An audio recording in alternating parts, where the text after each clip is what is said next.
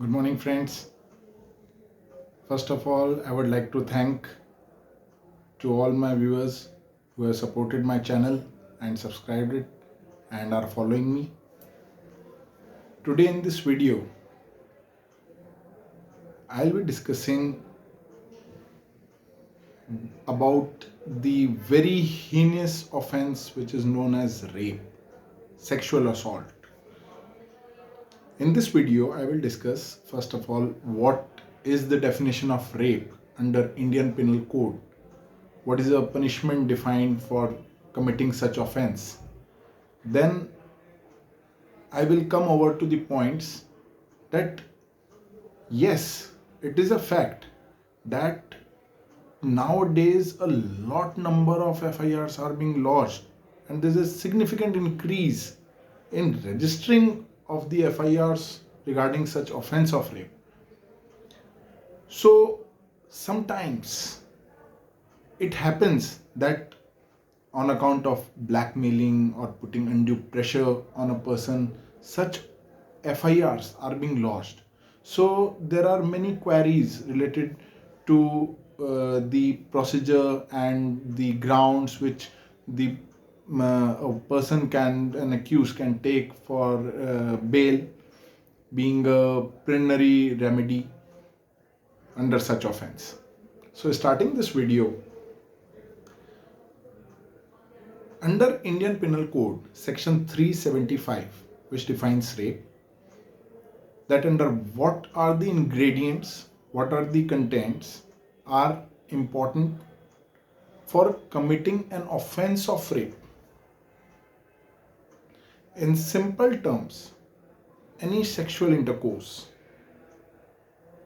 with any woman by a man considers to be rape if it is committed against her will, against the consent of a woman.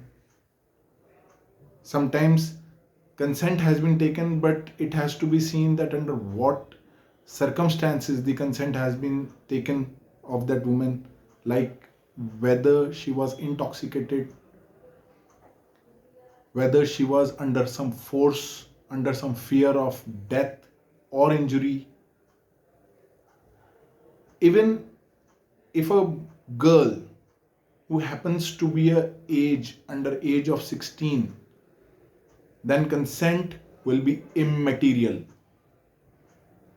Whether she has consented or not consented, if a sexual intercourse has been committed with a girl of age less than 16 years, then it will commit an offense of rape. However, there is an exception to this, that such a girl who is married but is above age of 16, then if husband of that girl is having a sexual intercourse with that girl who happens to be his wife, then such circumstance will not constitute rape. However, if she is of age of 15 or under 15, then consent is immaterial, whether she is married or not. So, after an FIR is being lodged for such offense, then court has a provision, there is a provision under the code that under section 164 CRPC, the police officer has to produce the said victim woman before the magistrate for recording of her statements. Her statements are also being recorded under section 161 CRPC. Her medical examination is being carried out, and many such procedure formalities are being carried out for investigation, proper investigation of the matter. If a woman gives her statements under section 164 corroborating the story, the allegations which she leveled under the FIR, then it is very difficult for the accused to take the grant of liberty of bail. It is considered so.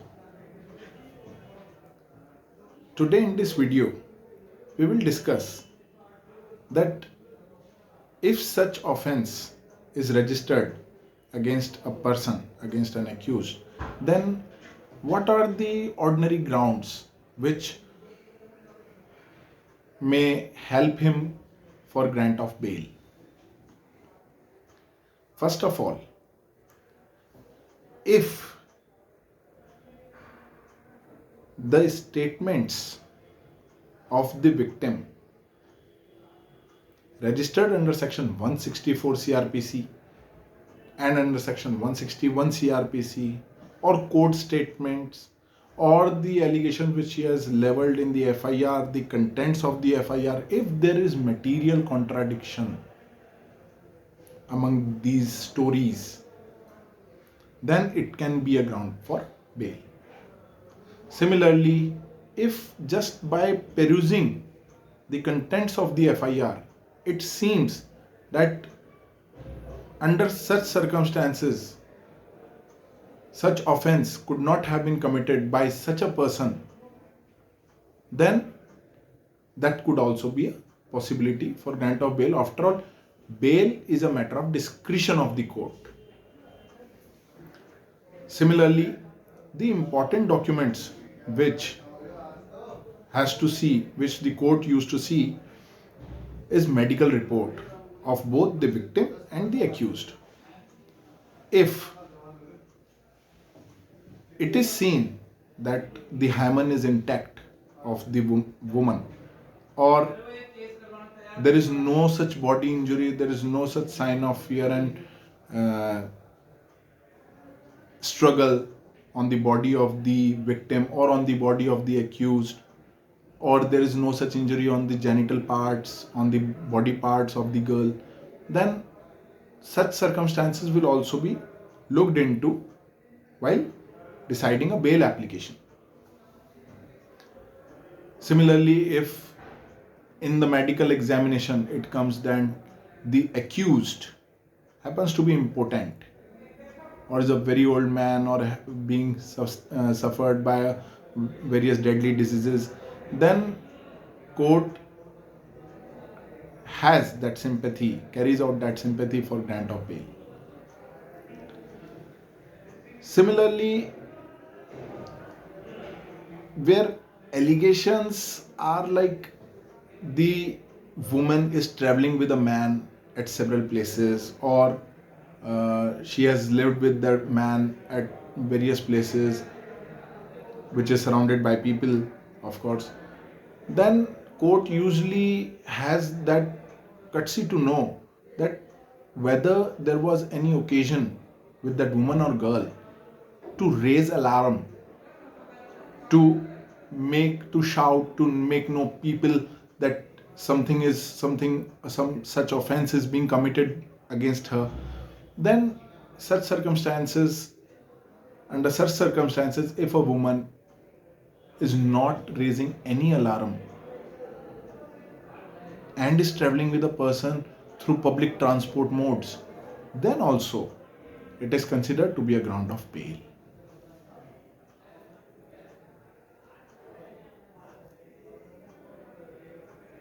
So all these aspects and many more aspects related to which depends on the facts and circumstances of a particular FIR, it has to be seen.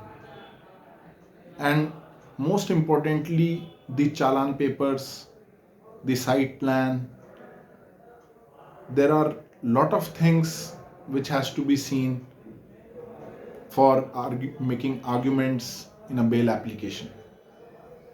It is a heinous crime, and court does not hear such bail applications with sympathy to an accused.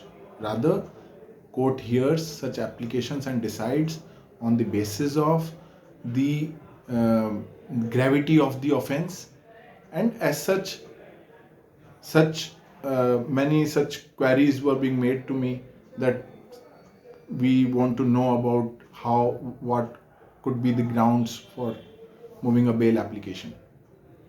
So for moving a bail application, procedural aspect also I could cover in this video, that under section 437 CRPC, such bail applications will be preferred, will be filed before the competent magistrate court. If such bail application is dismissed by the magistrate, then under section 439 CRPC, such bail applications are filed, preferred before the additional district sessions judge. And if it has been dismissed by that additional district sessions judge also, then under section 439 CRPC, the accused can move a bail application before the High Court and after that Supreme Court. So this is the basic principles which I could cover in this video. If you people want that I should make a more elaborative video on some important aspect related to rape and its punishment, then you write it in my comments, and don't forget to like and subscribe this channel. Thank you.